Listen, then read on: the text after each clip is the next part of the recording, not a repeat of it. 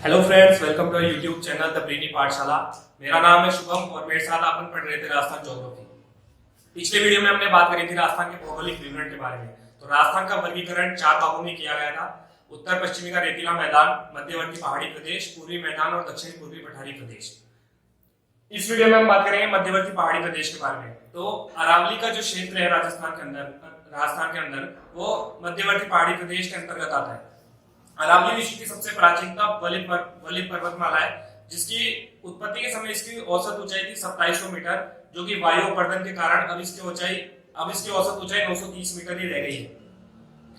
अरावली का विस्तार, अरावली स्टार्ट होती है दिल्ली की रायसीना पहाड़ी से। अरावली स्टार्ट होती है और ये हरियाणा और राजस्थान होती हुई गुजरात में पालनपुर तक, गिरनार पहाड़ी तक जाती है।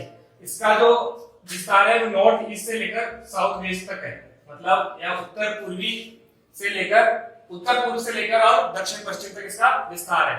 इसका आकार वीणा के आकार का जैसा है, मतलब ये वीणा के आकार के जैसे। ऊपर से थोड़ी पतली कम विस्तृत है और नीचे इसका विस्तार काफी अधिक है। अरावली को 2 भागों में वर्गीकरण किया गया है। अरावली का एक शैल संरचना के आधार पर और एक ऊंचाई के आधार पर। शैल संरचना के आधार पर अरावली को 3 भागों में बांटा गया है: उत्तरी अरावली, मध्य अरावली और दक्षिण अरावली। उत्तरी अरावली की हम बात करें तो ये रायसीना पहाड़ी, जो कि दिल्ली में स्थित है, रायसीना पहाड़ी से लेकर शामोर बेसिन तक जाती है। इसके अंदर जो पत्थर पाए जाते हैं वो क्वार्टजाइट और फाइलाइट प्रकार के पत्थर पाए जाते हैं, इसलिए इसे शैल संरचना के आधार पर डिवाइड किया गया है। दूसरा भाग है वो है मध्य अरावली। मध्य अरावली शामोर बेसिन से टॉर्टेड अरावली तक जाती है और इसमें पाए जाने वाले पत्थर जो होते हैं वो चूना, संगमरमर, इस प्रकार के पत्थर पाए जाते हैं। यह अवसादी चट्टान होती है। अवसादी प्रकार की चट्टानें यहाँ पाई जाती है। तीसरी बात करें तो दक्षिण अरावली, जो कि टॉर्टेड अरावली से लेकर गिरनार पहाड़ी तक जाती है। इसके अंदर ग्रेनाइट, नीस, इस प्रकार के पत्थर पाए जाते हैं और ये आग्नेय चट्टान होती है। अब हम सोच रहे होंगे कि अवसादी और आग्नेय चट्टान क्या होती है। तो चट्टान की पहले बात करें तो चट्टान 3 प्रकार की होती है: आग्नेय, अवसादी और कायांतरित।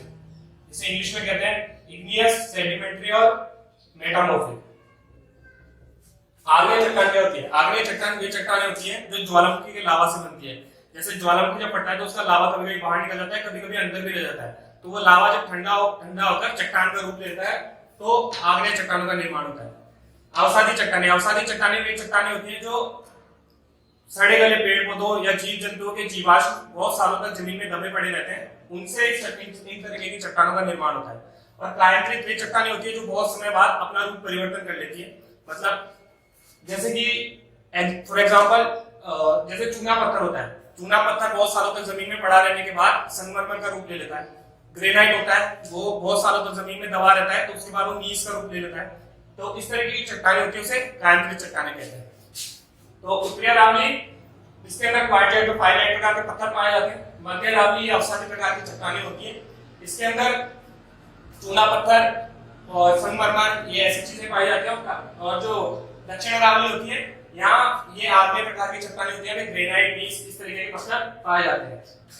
ये शैल संरचना के आधार पर अरावली का वर्गीकरण था। अब पहले हम बात करते हैं टॉर्टेड अरावली।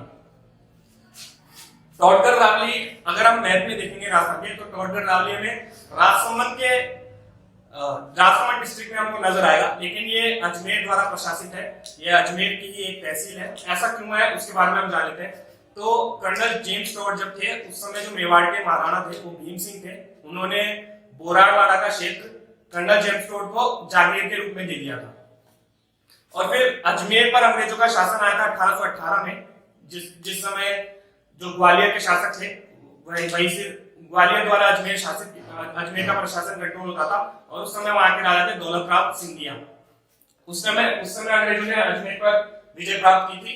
और उसके बाद जब 1822 के अंदर कर्नल जेम्स टॉड अजमेर छोड़कर गए, तो टॉर्टेड अरावली अजमेर के प्रशासन द्वारा, अंग्रेजी प्रशासन का अजमेर था, अजमेर पर अंग्रेजी प्रशासन द्वारा ही इसे प्रशासित किया गया। और इसीलिए आज भी टॉर्टेड अरावली अजमेर का ही एक भाग है। तो ये टॉर्टेड अरावली इसीलिए आज भी दिखने में तो राजसमंद के लक्षण है, लेकिन ये अजमेर की एक तहसील है। अब हम बात करेंगे ऊंचाई के आधार पर अरावली का वर्गीकरण। ऊंचाई के आधार पर भी अरावली को 4 भागों में बांटा गया है। पहला उत्तर पूर्वी अरावली, यह हरियाणा सीमा से स्टार्ट होती है। जैसे कि हमको पता है कि अरावली का जो विस्तार है वो अरावली टोटल 692 किलोमीटर लंबी है और राजस्थान में इसका विस्तार है 550 किलोमीटर। तो ऊंचाई के आधार पर जब अरावली का वर्गीकरण किया गया तो उत्तर पूर्वी अरावली हरियाणा सीमा जो राजस्थान से लगती है, हरियाणा सीमा से स्टार्ट होकर ये सांबर बेसिन तक जाती है, सांबर बेसिन तक जाती है। इसकी जो सबसे ऊंची चोटी है वो सीकर के रघुनाथगढ़ की चोटी सबसे ऊंची चोटी है। सीकर के रघुनाथगढ़ ये इसकी सबसे ऊंची चोटी है। इसमें शेखावाटी प्रदेश का एरिया आता है साथ में। मेरवाड़ा की पहाड़ियां, इसे मध्य अरावली भी कहा जाता है, इसे मध्य अरावली भी कहा जाता है मेरवाड़ा की पहाड़ियों को। ये जो रीजन आता है वो अजमेर के अंतर्गत आता है, इसकी अजमेर के अंतर्गत आता है। और इसकी जो सबसे ऊंची चोटी है वो है गोरम की, जिसकी ऊंचाई है 933 मीटर। फिर बात करेंगे मेवाड़ की पहाड़ियां। मेवाड़ की पहाड़ियों में आने वाले जिले हैं उदयपुर, उदयपुर, चित्तौड़गढ़, राजसमंद। ये मेवाड़ की पहाड़ियां इन जिलों में मुख्य रूप से इन जिलों के अंतर्गत आती है और आंशिक रूप से आती है डूंगरपुर, डूंगरपुर, भीलवाड़ा, इन जिलों में आंशिक रूप से आती है, लेकिन मुख्य रूप से उदयपुर, चित्तौड़गढ़, राजसमंद के अंतर्गत आती है। इसकी जो ऊंची चोटी है वो है एक तो कुंभलगढ़ इसकी सबसे ऊंची चोटी है, और जो दूसरी इसकी सबसे ऊंची चोटी है वो है जरगा, जरगा इसकी सबसे ऊंची चोटी है जो उदयपुर में स्थित है 1431 मीटर, और दूसरी इसकी सबसे ऊंची चोटी है वो है कुंभलगढ़ जो कि राजसमंद में स्थित है 1224 मीटर। इसके बाद हम बात करेंगे आबू पर्वत खंड की। तो आबू पर्वत खंड ये सिरोही का क्षेत्र इसके अंतर्गत आता है और इसकी सबसे ऊंची चोटी है गुरु शिखर 1722 मीटर। तो ये था मध्यवर्ती पहाड़ी प्रदेश के बारे में, जिसमें हमने पढ़ा मध्यवर्ती पहाड़ी प्रदेश के अंतर्गत क्या आता है। अरावली का जो विस्तार क्षेत्र है राजस्थान में वो मध्यवर्ती पहाड़ी प्रदेश के अंतर्गत आता है। अरावली का विस्तार हमने जाना कि 692 किलोमीटर इसकी पूरा विस्तार है, और राजस्थान में इसका विस्तार है 550 किलोमीटर। ये दिल्ली से स्टार्ट होती है, रायसीना पहाड़ी, दिल्ली की रायसीना पहाड़ी से शुरू होती है और हरियाणा, राजस्थान होती हुई गुजरात की गिरनार पहाड़ी जो कि पालनपुर जिले के अंदर स्थित है, यहां तक जाती है। अरावली का वर्गीकरण दो प्रकार से किया गया था, एक शहर संरचना के आधार पर और एक ऊंचाई के आधार पर। शहर संरचना के आधार पर इसे 3 भागों में बांटा गया, उत्तरी अरावली, मध्य अरावली और दक्षिण अरावली। शहर संरचना, शहर बेसिकली चट्टान को ही शहर कहा जाता है। यहाँ पे अलग अलग प्रकार की चट्टानें पाई जाती है, इसलिए शहर संरचना के आधार पर इसका डिवाइड किया गया था। तो इसके अंदर जो बताया हमने कि रायसीना पहाड़ी सांबर बेसिन तक जाती है और इसमें क्वार्टजाइट, पाइलेट प्रकार के पत्थर पाए जाते हैं। मध्य अरावली के अंदर अवसादी प्रकार की चट्टानें पाई जाती है जो सांबर बेसिन से टोटगढ़ अरावली तक जाती है, और दक्षिणी अरावली इसके अंदर आग्नेय प्रकार की चट्टानें पाई जाती है जो टोटगढ़ अरावली से गिरनार पहाड़ी तक जाती है।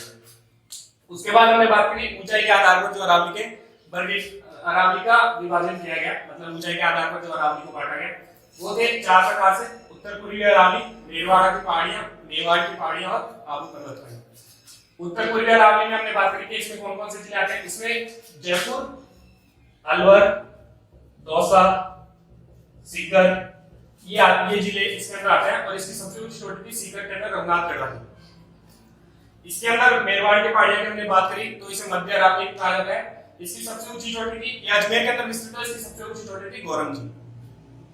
तीसरी हमने बात करी मेवाड़ की पहाड़ियों की, तो इसमें आने वाले जिले हैं उदयपुर, चित्तौड़गढ़, राजसमंद मुख्य रूप से, और इनकी जो सबसे ऊंची चोटियां थी वो थी जरगा और कुंभलगढ़। आबू पर्वत खंड ये सिरोही का क्षेत्र आता है इसके अंदर, और इसकी सबसे ऊंची चोटी है गुरु शिखर, इसकी ऊंचाई है 1722 मीटर। तो ये हमने मध्यवर्ती पहाड़ी प्रदेश के बारे में बात करी। अब हम सबसे पहले अरावली की कुछ प्रमुख चोटियों के बारे में जान लेते हैं, जो कि एग्जाम की दृष्टि से बहुत ज्यादा इंपॉर्टेंट है। कई बार एग्जाम में ज्यादातर जो सवाल आएंगे वो इन्हीं चोटियों के बारे में आपसे पूछा जाएगा, और मोस्ट क्वेश्चन ये बनते हैं कि आपको 4-5 चोटियों के नाम दे देगा और आपको आरोही या अवरोही क्रम के अंदर उन्हें जचाना होगा कि ऊंचाई के आधार पर कौन सी चोटी बड़ी है, फिर उससे छोटी कौन सी, उससे छोटी कौन सी। तो मोस्ट क्वेश्चन इसी तरीके के बनते हैं। कभी कभी ऐसा क्वेश्चन बनता है कि आपको पूछेगा रघुनाथगढ़ कहां पे है, इसकी ऊंचाई क्या है। ये बहुत रेयर क्वेश्चन बनते हैं, लेकिन ज्यादातर क्वेश्चन इसी प्रकार के बनते हैं। तो मैं आपको टॉप 15 चोटियों के बारे में बताया हूं। अरावली की।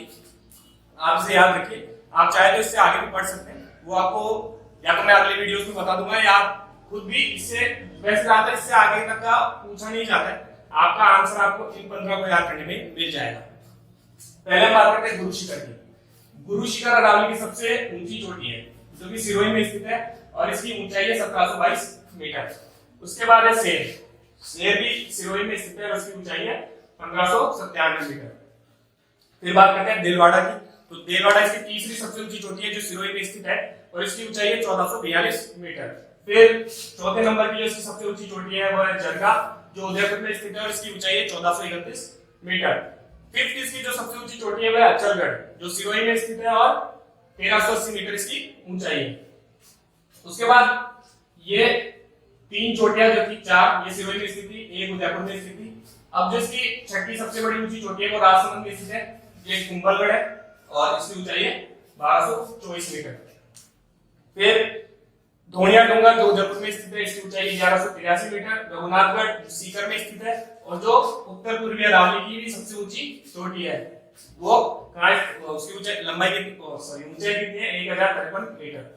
ऋषिकेश, ऋषिकेश जो कि उदयपुर में स्थित है और 1017 मीटर इसकी ऊंचाई है। ऋषिकेश के बाद है कमलनाथ और सज्जनगढ़, ये दोनों भी उदयपुर में स्थित है और कमलनाथ की जो ऊंचाई है वो 1001 मीटर, सज्जनगढ़ की जो ऊंचाई है वो 938 मीटर। फिर उसके बाद थी गौरम जी, गौरम जी जो मेरवाड़ा की पहाड़ियां जिसे मध्य अरावली कहा है, इसकी सबसे ऊंची चोटी है गौरम जी जो अजमेर में स्थित है और इसकी ऊंचाई है 933 मीटर। फिर इसके बाद बात करते हैं खोआ, खोआ जो जयपुर के अंदर स्थित है और जयपुर किसमें आता था, उत्तर पूर्वी अरावली के अंदर। तो उत्तर पूर्वी अरावली में आने वाली जो सब जयपुर की जो चोटी है वो है खोआ और उसकी ऊंचाई है 920 मीटर। फिर सायरा और लीलागढ़ ये दोनों उदयपुर में स्थित है और सायरा की ऊंचाई 900 मीटर और इसकी ऊंचाई 874 मीटर। ये टॉप 15 अरावली की प्रमुख चोटियां हैं। इसके आगे दो चार चोटियों के नाम है, वो कहां स्थित है और उनकी लंबाई क्या है ये आप मुझे कमेंट बॉक्स में नीचे लिख के बताएंगे। तो एक तो है बैराट, बैराट ये भी अरावली की एक चोटी है, ये कहां स्थित है और इसकी लंबाई क्या है, ऊंचाई क्या है ये आप मुझे बताएंगे। और दूसरी है बैराज, बैराज ये भी कहां स्थित है और इसकी ऊंचाई क्या है ये आप मुझे कमेंट बॉक्स में लिख के बताएंगे। तो ये हमने बात करी अरावली के बारे में, हमने लगभग पूरी बातें कर ली है, अरावली की प्रमुख चोटियां पढ़ ली है, अरावली का वर्गीकरण पढ़ लिया है। अगले वीडियो में हम बात करेंगे पूर्वी मैदान के बारे में। पूर्वी मैदान क्या होते हैं, कहां स्थित है, राजस्थान में पूर्वी मैदान कहां है, कौन कौन से जिले आते हैं इसके अंदर, ये बातें करेंगे। आप मुझे इन दोनों क्वेश्चन के आंसर नीचे कमेंट बॉक्स में लिख के बताइए।